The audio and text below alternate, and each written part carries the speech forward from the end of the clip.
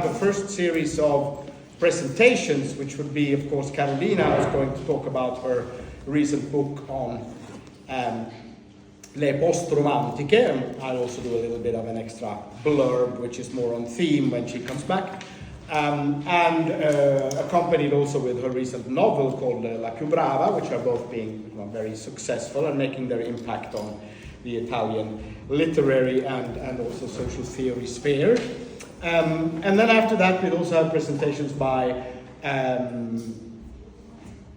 Roberto Graziano, who's my PhD student, who's working with me and who's also been working with Carolina. She's back, and we'll restart the introduction once we're...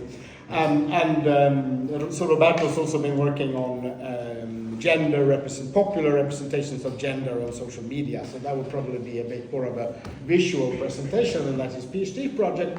And also Brigida Orria, who's also working with us in this group, who's also been addressing this theme from perhaps a little bit more theoretical perspective, but on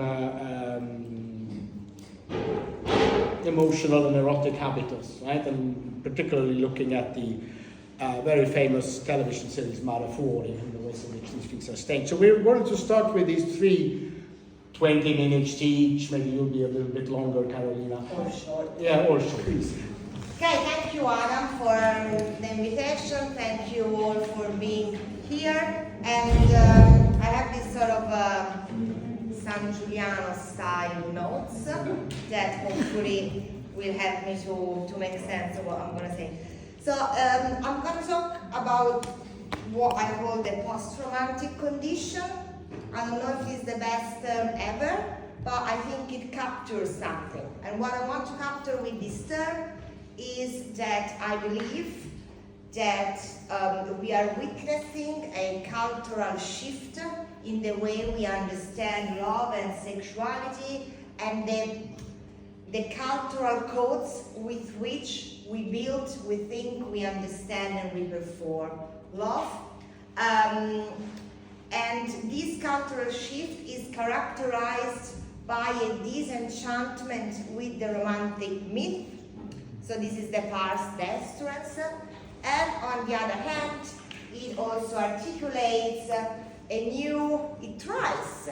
is trying to articulate an emerging set of technologies. I use technologies in the Foucauldian sense, of course, meaning, language, dispositives of any kind, aesthetic in terms of ethical categories, and in terms of imaginary symbols and so on. So I will tell you a bit more about this idea of post-romantic, because I want to know whether it resonates with you, with your research, and also with your experience. And I will finish up connecting a little more explicitly the post-romantic to this idea of artificial intimacies or techno-romance. So I will follow the thread of the post-romantic ethos, trying to pay special attention to the gender aspect and the technological aspect. So, the post-romantic. What is the post-romantic? Well, if we had to, or if I had to decide on a moment in which the post-romantic reform, because it's not a revolution, it is a reformation, started, probably I would pick the #MeToo period.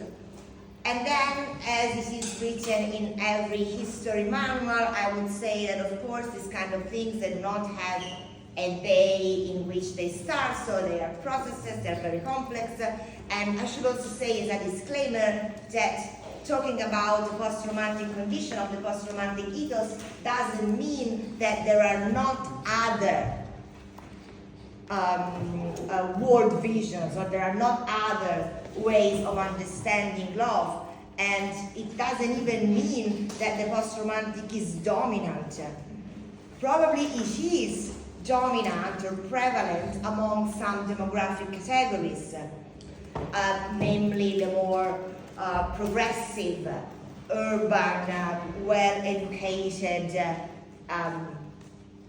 countries, which is a minority anyway, right? But I think it is a significant minority because it points at the emergence of a new structure of feeling. It was Raymond Williams who talked about structure of feeling, and I like this concept. It's very classic cultural studies concept because it's true that the way that we feel things is structured. So the idea to study love stemmed from, as Adam said, from the fact that I was always interested in love. My question while I was growing up has always been, what is love? Or how to be loved? How to tell when it's love and when it's something else? How to navigate this? And you know, when we talk about love, we tend to think in our common sense, we tend to think either of an object and subject of poetry and philosophy, like an abstract ideal, or we tend to think of something that is rooted in our very own individuality, in the way we are as individuals, as single individuals. And of course, both these dimensions very much exist, but love is also a matter of culture. So the way we feel, the way we interpret love, the way we enjoy being loved, the way we tell whether it's love or not, has a cultural underpinning. So I don't know, maybe for some of you this will sound super obvious, but for me, when I encountered the cultural sociology of love, some 10, 15 years ago, it was an eureka moment, because I had never thought about love in these terms. And in fact, it's one of those things that the moment you think about it, you also realize that, of course, the way we love today is not the same as my grandmother used to love. Love is not something that we can just point at and say, look, love is there. It is rather something that we construct. And we construct it by means of some categories and images, some dispositives, some technologies that we use to make sense of and give a name to a very much chaotic assemblage of thoughts, feelings, emotions, and phenomena. Well, the example that I always make is the example of Jane Austen. So Jane Austen, Pride and Prejudice, a very romantic novel. The protagonist, Elizabeth, falls in love with Mr. Darcy. They met, I think, a couple of times, maybe 3 times, mostly with other people. They spent alone about maybe half an hour doing a walk in the wood. And they never kissed, they never touched, let alone having sex. And they marry. And she's absolutely certain that she loves him. And she is right, she loves him. Now, if nowadays a friend of ours would come and us say, hey, look, I'm gonna get married with this guy, so I met him twice. Maybe 3 times. We never kissed, we never touched, we never even talked alone for more than 15 minutes. But people tell the best about him. He has such a good reputation. We would do what we call an intervention. We would suggest uno bravo. We would suggest maybe, to look into themselves and understand. Okay, it's an emergency situation. Now, this is an example used as a rhetoric, in a rhetorical way, but to show that love changes. It's constantly changing, in fact. It is also a historical phenomenon. And what I argue in the book, which is stato the post-romantic, edizione La Terza, is that it is changing now. So we are witnessing, maybe we are also performing and contributing to this reform of love. The reason why I mentioned Me Too is because Me Too and the hashtag Me Too, because the Me Too movement precedes the hashtag Me Too, the digitalization of its thematic, because it was the moment in which topics about love and sex and how to deal with relationships and making sense of relationships, of erotic relationships, or relationships that have to do with sex and power, was mainstream again. In the Me Too era, we had again those topics at the forefront that are generally encapsulated with mainstream identity politics, the wider debate on consent, and the renewed attention to the politics of heterosexual relationships. Now, what I think characterized this emerging structure of feeling is a disenchantment with the romantic myth, which is due to the unmasking of its ideological origin.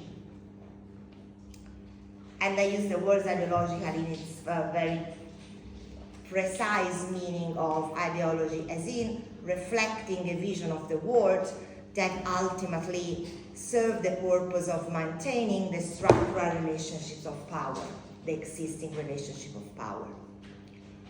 So, I think that the post-romantic condition has its roots or stems from the realization at a collective level of the fact that the story that we've been told about the romantic plot, that the romantic comedy or tragedy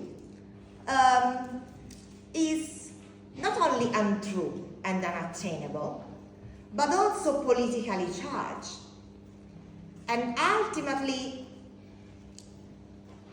aimed at reinforcing existing relationship of power between genders, between sexes, okay? Men and women. So it is what we call the heteronormative aspect of romantic love and the myth of romance.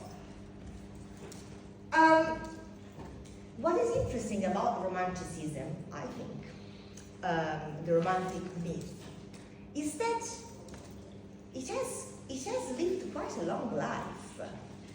It has been going on for quite a long time, although changing, because of course we cannot compare necessarily Jane Austen with Dante, it's different, right? But there are some things in common. One of these things is that love hurts. Love is an experience that can be potentially overthrowing for the subject. Love is related to suffering. There is a suffering involved in love. Love is about crying in a room. And that is something that Petrarca, Dante, and Jane Austen would agree with Max Pezzali and Lady Gaga. So there seems to be quite a shared transgenerational and transcultural agreement on that. Also in the romantic comedies, in which there's an happy ending, to get to that happy ending, there's a lot of suffering involved. So there is an idea that I think has been formulated in the most engaging terms by Roland Barthes in Fragments of a Lover's Discourse, for which love is an experience that leads us to face the abyss of life, the abyss of existence, I should say. And as such, it is a painful experience. ethos emerges from the critique of this libidinal economy of romanticism. What is at stake is an unpacking, unmasking, unveiling of the libidinal economy at stake, whereby this suffering is conceptualized as inherent to the experience of love any longer, is not considered as inherent, as inevitable, as a sign of true love any longer. But it is rather seen as a sign of the ideological state of love, namely as the sign of gendered regimes of inequality. And there is some, there are reasons to think that. Eva Illuz, in her book of the late 90s, Consuming the Romantic Utopia, talks exactly about that, of how the capitalist industry have exploited traditionally feminized dreams of love, of romantic love, and turn it into a mode of consumption, into a commodity, a cultural commodity for female consumption that ultimately served, again, we said it before, right? That ultimately served the purpose of maintaining the status quo. So you are, now brutalizing, but you are at home, your husband is probably fucking someone else, you take care of the house, chores, and the kids, and then you dream about the Prince Charming, reading a book, or watching a movie.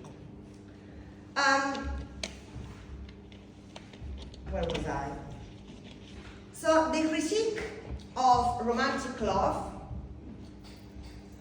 So the critique of romantic love is a critique to its, yes, to its, can be read as a critique to its main affect. And its main affect as suffering is seen as gendering. It is women that cry too much, as a famous, quite popular book title recites. And this suffering, we said, is related to regimes of inequality, gendered regimes of inequality. So, post-romantic ethos is very much linked to what we call heteropessimism. Heteropessimism can be defined as the performative disaffiliation with the codes of heterosexuality. As an emotional tonality, it is marked by a sense of embarrassment, cynicism, suspicion with the codes of heterosexuality. So, in this libidinal economy of romanticism, the weight of pain, the weight of suffering, we can call it also emotional labor, was very much on the side of women. And that feeling, that kind of suffering that stems from not having power or having less power, of being overpowered, has been idealized and romanticized as a sign of, indeed, love. So if I feel that he's better than me, that he knows more than me, if he can live without me, but I cannot, it must be love. Now the problem of when you critique a mode of thinking is that then you have to come up with an alternative. You, meaning the collectivity. And this is, I think this is what is going on now. So we want to ditch the romantic myth out of the window. We want to discard it as a myth and as a dangerous myth. And what do we do in its stead? What is left of love when the romantic myth is thrown out of the window. I argue that there is a new utopia when it comes to love, which is that of love that does not hurt. It's what philosopher Adam Arvidsson would call love without the fall. So we want love minus the suffering. We want love and sex minus power. Now, as every utopia is probably unattainable and also probably undesirable, but I think it is interesting to look more and unpack this idea further. So I will say a few more things, and then perhaps we can talk about it in the form of a debate or Q&A, in a more open form. But what characterizes the post-romantic utopia is the fact, is the belief or is the hope that we can find a way to love and to deal with relationships that does not hurt and that is absolutely equal and absolutely fair. Now, on the one hand, this of course, as I said, reflects this disenchantment and kind of grounded and solid critique of romanticism, of the romantic myth. On the other hand, the tools that are being developed to put this in practice, the tools that are the technologies that are being developed, that are being proposed to live the post-romantic utopia, to live and recognize love that does not hurt, they have to do with what we can call the technotherapeutic discourse. On the one hand, they rely on a technological and computational way of thinking. So, I'll try to explain. The post-romantic is kind of draws on the ways in which our technologies, our digital technology, our machine acts. So if the romantic love have to do with chaos, with enigma, and romantic love is good not to know what's going on. Unpredictability is part of the romantic ethos. You don't know. You don't know what's going to happen. You don't know what she thinks. You don't know what he thinks. You don't know what he wants, what she wants, what will happen, how, we don't know. And that is part of it. It's part of the game. It's the beauty of it. Whereas in post-romantic love, the idea is that to avoid pain, we need to avoid opacity. We need to erase, to minimize opacity. We need to minimize enigma, mysteries. We need to achieve transparency, immediacy, predictability. Now, transparency, immediacy, and predictability are three of the main characters of the digital culture, the culture of the digital. Transparency, predictability, immediacy is technologies proposed to us, is what platforms tell us they're able to do. So I think there's a sense in which we are kind of learning from our platforms. What we do in order for love not to hurt us is to test, is to vet, is to examine and assess before. Post-romantic love is a kind of a preventive ethos. We look for red flags, green flags, yellow flags. We look for clear indicators. We do not want to be tricked anymore. The way to avoid pain thus has the way to avoid pain relies on the means offered by a computational, transparent and efficient ethos. So we don't look for the risk anymore. We don't look for that anymore. We don't want butterflies in our stomach. They are probably, toxic. They have bacteria of their own. We want efficacy. So post-romantic love is efficient. We want love to be efficient. And I think that this idea of efficiency, again, is another idea that we absorb from our technologies. What apps tell us, whatever app, dating, I've studied dating apps, but you can apply, I think virtually, any app, they tell us, look, we'll make this more efficient.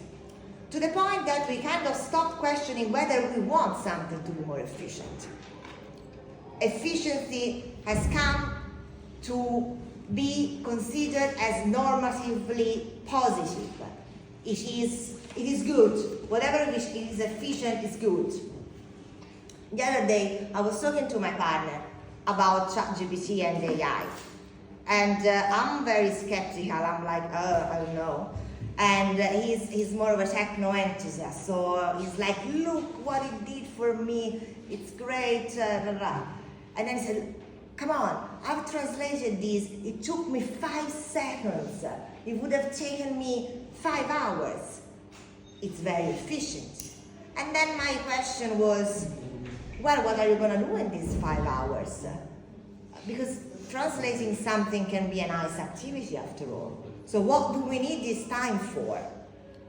But again, it is about efficacy. If something is done in an efficient way, which is related also to the fact that it's done quickly, then it's better. And so post-romantic love kind of absorbed this idea of efficiency. The therapeutic aspect is kind of related to this, but also not. It's sort of, it has to do with the fact that we can diagnose things that don't work. So the post-romantic ethos is a diagnostic ethos. It is possible to diagnose things. And diagnoses are quite efficient and are quite transparent.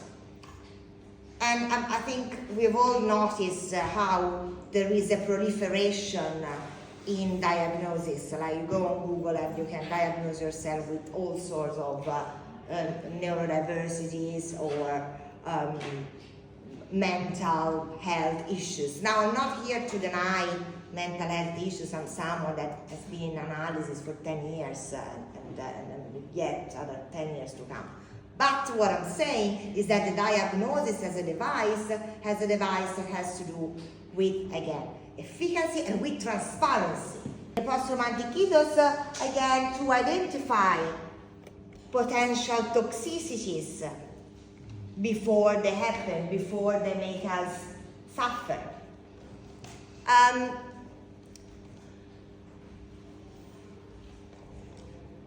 In the 90s, Ulrich Beck, a German sociologist, wrote a book which is called The Society of Risk, if I remember well.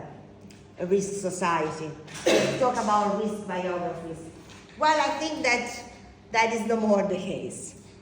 We try to live these risk-free, at least affective biographies. Our romantic and sexual biographies, we want them to be as risk-free as possible. And we interpret the absence of risk as a sign of a healthy situation, whereby health or healthy is related to the minimization of pain. So this is the common sense emerging. And it applies to love, but maybe not only to love. So that's the myth of control looming here. The fact that it would be good to be in control of everything. It would be so good to be in control of everything. And here is where artificial intimacies comes to the picture. Now, I haven't really written about this. It's just an idea that I had like a week ago. So it's sort of a work in progress. But we talk a lot about artificial intelligence, what about artificial intimacies? I think that artificial intimacy could probably be the uttermost post-romantic devices, because they might offer the illusion of love or intimacy whereby you are, or you think you are, the sole subject in control. And also because they can spare you some work, some labor. So an example is this new dating app that is being developed in the US, in which basically you train an AI avatar, and then the AI avatar goes and dates other people's AI avatar. And then it gets back to you with a transcript of the date. And then you can assess whether that candidate deserves to be met in person or not.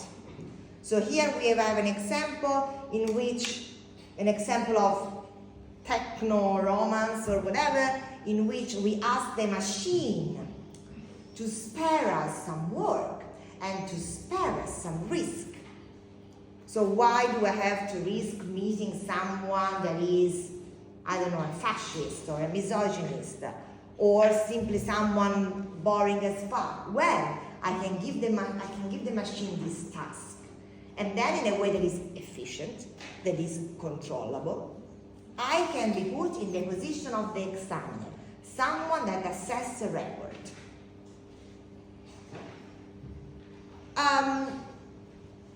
We need to build this sort of techno-power fantasy of a fair, of an equal relationship, whether we can rely on machines for doing that. So yeah, this is pretty much it. I hope I've made sense.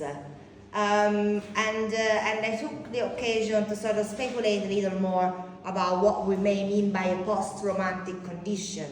And maybe the post-romantic condition does not have to do only with love and sex, but maybe it has to do with a general disenchantment when it comes to the codes, the myths with which we have built our way of living together, or of dealing with each other, or of dealing with diversity. And in most cases, it's also accompanied by a kind of opting out, of not believing with it anymore. It's like not being in the mood. So not being in the mood in English really means not being in the mood for sex, but it's also not being in the mood for, I don't know, democratic election, or not being in the mood for collective demonstration. So it's the sort of the post-romantic condition. Maybe it is the condition of not really being in the mood, because we have we don't really trust the codes that are there, but we haven't come up with a good idea. And it would be interesting to see, I think it would be interesting in seeing how machines, and chiefly AI, what role they play in building new imaginaries, or in reproducing this utopia/dystopia. Thank you. Sono molto contento di essere qui e lo dico senza reticenze, per me è un onore, perché sono davanti a un gruppo di esperti di studi di genere, di sociologia in generale, di studi culturali.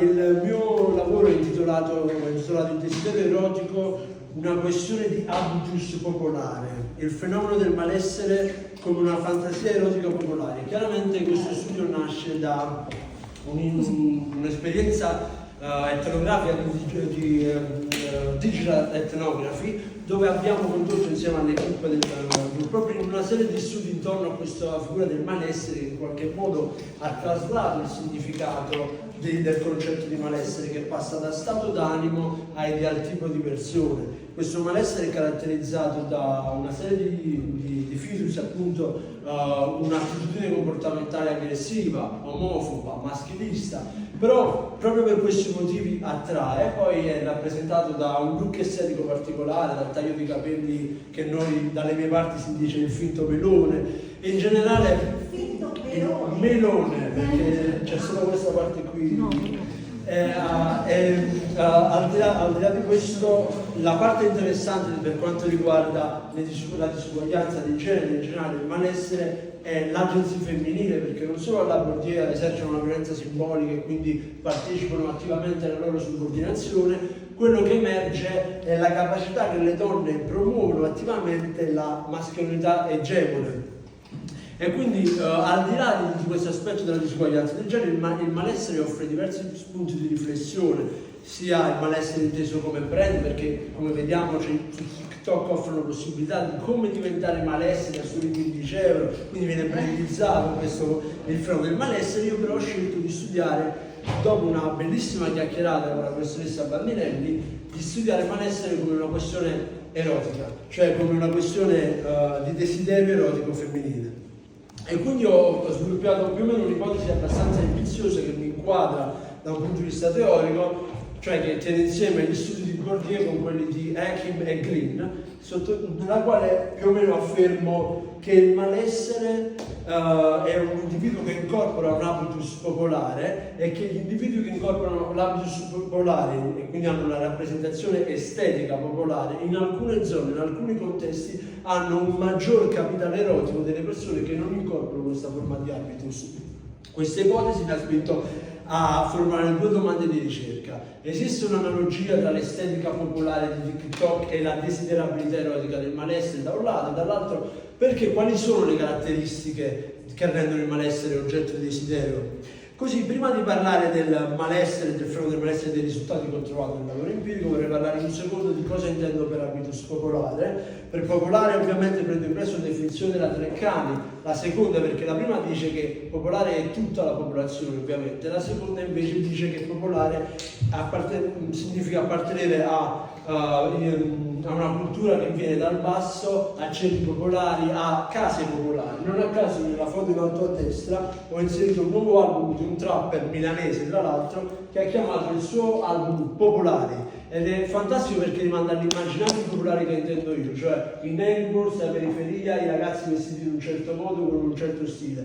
Poi ho scelto la figura del barbiere perché poi vi racconterò che ho fatto etnografia in questa barberia, quindi per me è molto significativo. In ogni caso, ovviamente, oltre al popolare c'è il concetto di Bourdieu di habitus, che già da sé spiega un po' le interazioni tra l'aspetto sociale soggettivo e quello oggettivo. Per Bourdieu, nell'ultima definizione di habitus, lui intende predisposizione all'agire, ossia un insieme di partner sia condivisi socialmente che individualmente, prodotto della storia ma anche produttore di storia, atto ad agire come struttura strutturante ma anche strutturata. Ma in un'ultima definizione che è utilissima al mio lavoro, Bourdieu definisce nella miseria del mondo, Bourdieu definisce l'habitus come l'aver acquisito le diverse forme di capitali nel loro stato istituzionalizzato.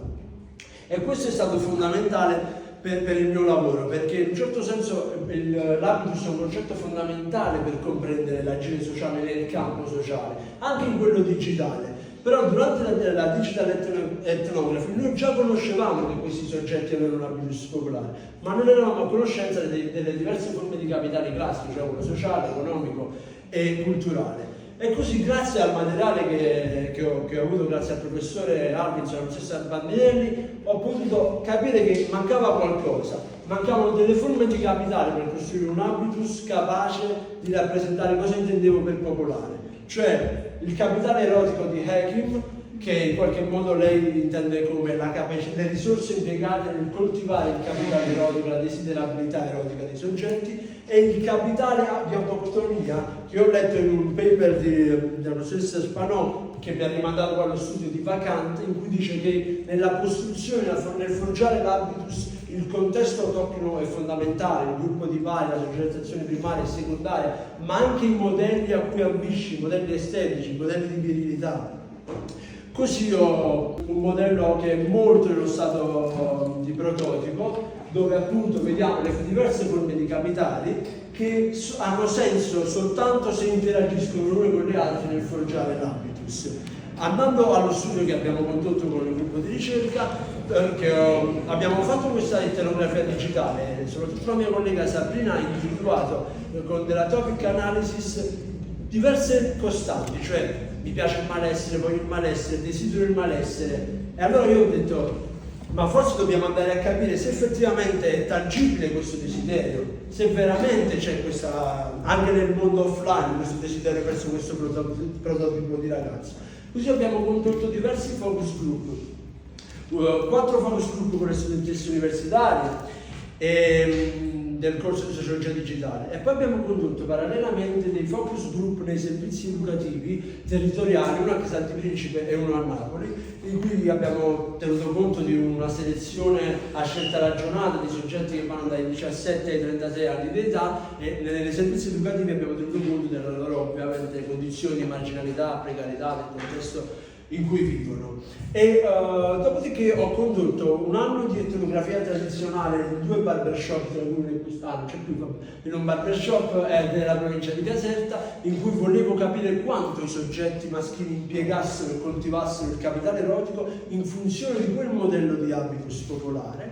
E infine ho condotto una serie di interviste semistrutturate a una serie di ragazze che partecipano all'attività di Pilates e di danza in una scuola di Santa Maria Capomedere, una città di vicino Caserta, della provincia di Caserta, di questa ricerca. Da un lato riemerge fortemente il concetto di distinzione bordesiana, perché chiaramente le studentesse e le danzatrici che non incorporavano, almeno nella rappresentazione estetica, un habitus popolare, in qualche modo guardavano il malessere da un lato come la rottura dell'anedonia, cioè noi viviamo in una società anedonica, noiosa, quindi il malessere è dirompente, violento, ma non è noioso, ci fa sentire qualcosa, anche se questa cosa non è bella, ci fa provare qualcosa. E la seconda cosa che è emersa da questi focus group è un deficit sessuale, cioè le ragazze più o meno middle class, più o meno che non incorporano habitus popolari, si lamentano che i loro coetanei, il loro gruppo dei pari, non hanno più voglia di fare l'amore, nel senso lo considerano troppo dispendioso in termini di risorse. Mentre per le ragazze dei servizi educativi il malessere rappresenta un destino sociale, nel senso che il ragazzo a cui ambire da sposare perché rappresenta la ricchezza, l'uomo che ce l'ha fatta, un po' il mito americano però con la tradizione napoletana e quindi con tutta l'estetica napoletana. Durante il periodo di etnografia tradizionale è stato molto interessante parlare e chiacchierare sia con i barbieri sia che con i ragazzi, perché anche i soggetti con un capitale culturale e economico non basso volevano modificare la loro estetica in funzione di questo modello qui, di questo modello popolare, perché è come se in qualche modo fosse iscritto nella nostra storia che questa estetica qui è più attraente. E infine ho sentito le ragazze della scuola di danza che loro più o meno confermano in qualche modo quello che dicono le ragazze, cioè che c'è un deficit sessuale, che in qualche modo il malessere non è noioso. Loro invitano a riflettere sul fatto che il malessere è sicuro di sé e che già noi di per sé siamo insicuri. Arriva il malessere in qualche modo è sfrontato, ci fa sentire in qualche modo che noi possiamo fare determinate cose. E poi un'altra cosa che mi ha lasciato molto, cioè mi è molto interessato è il discorso dell'estetica. Hanno detto un paio di ragazze che per loro quello che conta nella loro desiderabilità, cioè quello che piace alle ragazze, è che i ragazzi si impegnano nel vestirsi in un determinato modo che rispetta determinati parametri.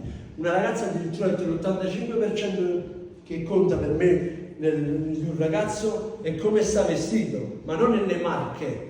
Le marche non, cioè il brand conta, ma può essere anche falso. Quello che conta è che rappresenta quell'immaginario lì. Questo per me è stato molto rilevante. Arrivo velocemente alle conclusioni dicendo che questo studio non vuole assolutamente fare inferenze statistiche né tantomeno vuole arrivare a delle generalizzazioni. Per la natura di questo studio, che è uno studio prettamente qualitativo ed esplorativo, da questo studio è quanto capitale e quante risorse vengono impiegate nel coltivare il capitale erotico in funzione di questo habitus popolare, e quanto quello che noi chiamiamo stereotipi o stilemi in realtà siano qualcosa di più profondo, scritto nella nostra storia, nella storia dei nostri corpi, che anche la più consapevole e razionale decostruzione di questi stereotipi non è sufficiente a conoscere veramente i nostri desideri. Grazie a tutti.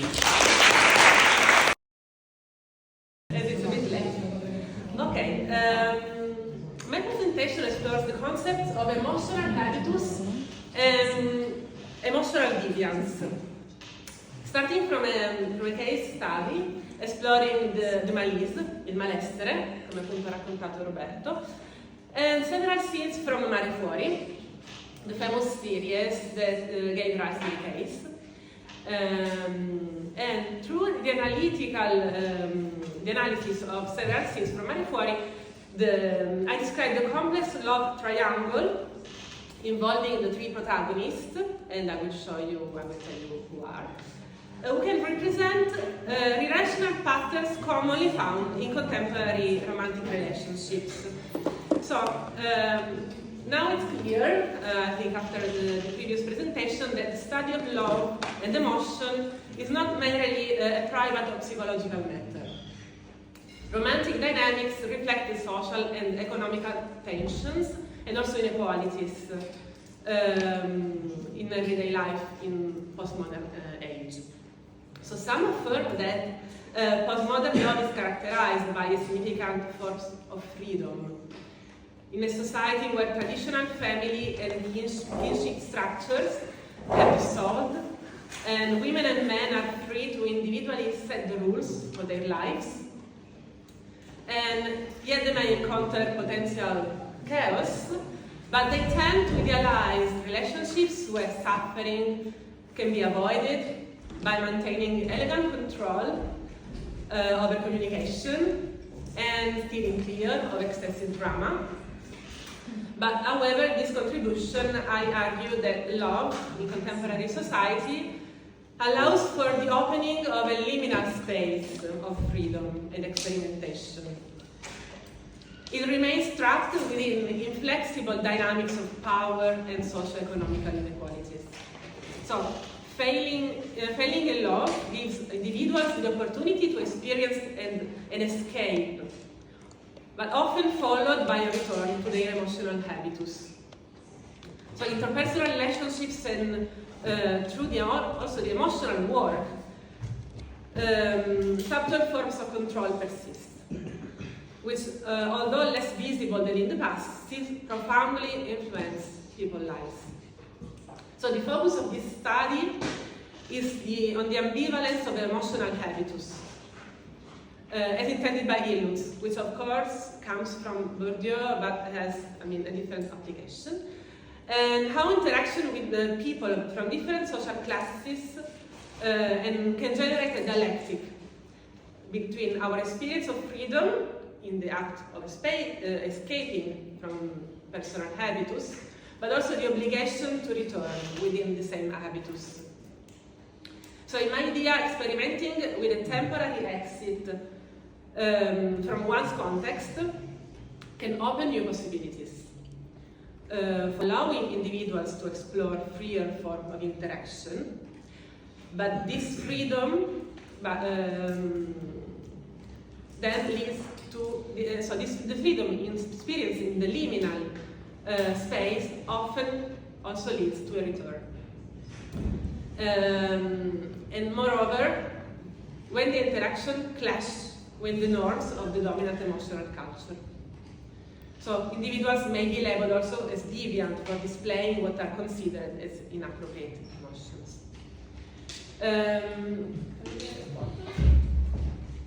I tell you the story, the little plot of what I'm talking about.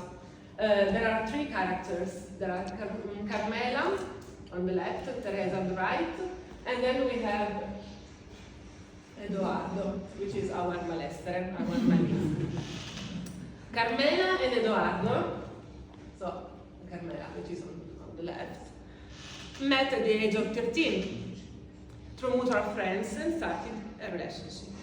Okay, so for him, she's a reliable woman who gives him a sense of security, and she, on the other hand, she's attracted from his strong ways and the prospect of having money and family.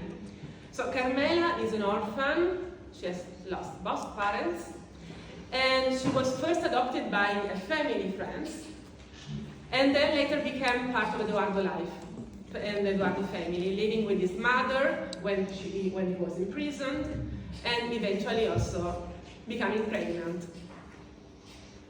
On the other hand, Eduardo meets Teresa. They belong to different classes, and for both, the encounter is an opening to something new. Teresa comes from Posillipo, which is a wealthy neighborhood in Naples.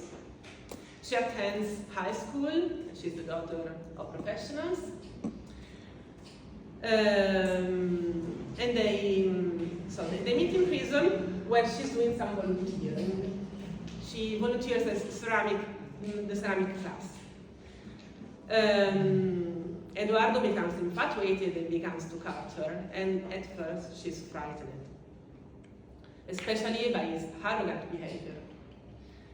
Little by little, then she softens, starts to believe in him, lets herself go.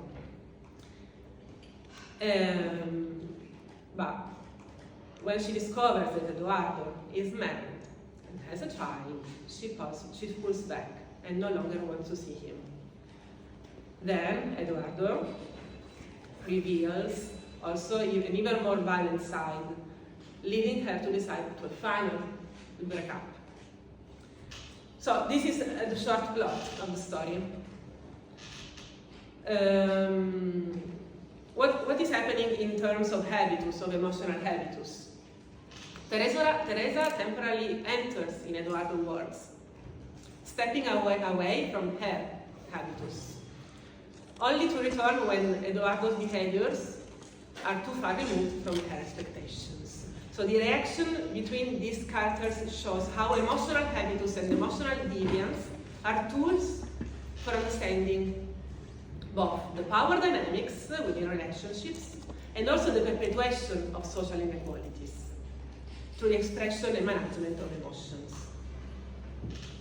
Eduardo is the embodiment of the male malice, del malessere, often described on social media, arrogant, boastful, a Latin lover with criminal connection and behavior. And his wife, Carmela, is fully aware, and she accepts all these traits, justifying every one of these actions, even when they go against her own interests. For Carmela, everything is done for the sake of family, and because she has no alternatives. She's an orphan without a work, without a profession, and identifies with the model of the devoted, independent woman, unable to imagine a different future for herself. So in the case of Carmela, there is a more rigid process of cultural reproduction. Carmela represents an example of an individual who does not experience a significant exit from her habitus. So this reflects how emotional habitus can act as a conservative force, reproducing social inequalities over time. Teresa, on the other hand, sees alternatives. Initially skeptical on Eduardo, she allows herself to be casually courted. And when she feels ready to love, she opens herself to relationships, but withdraws as soon as she discovers that he is married, he has a child, he is a violent man.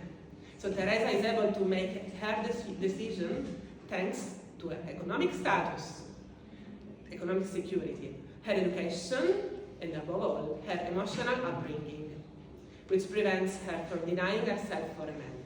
So Teresa's emotional work is protected by her habitus.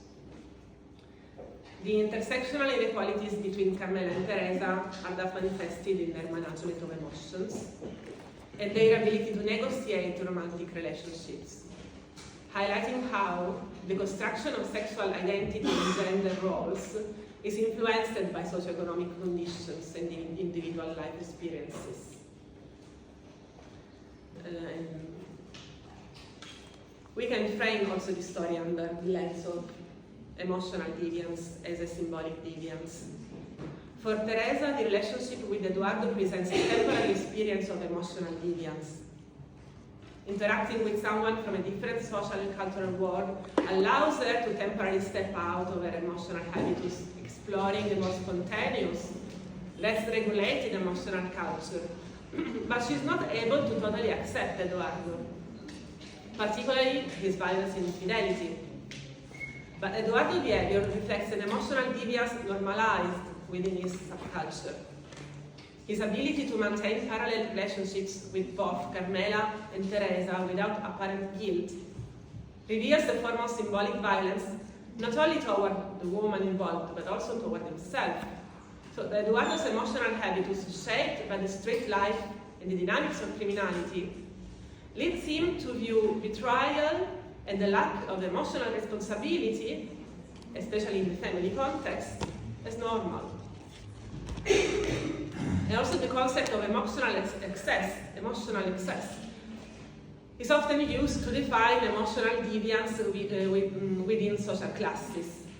The higher social classes, emotional are typically regulated, controlled, to an emotional habitus that privileges composure, moderation, seen as distinguishing traits of civilized and cultural behavior.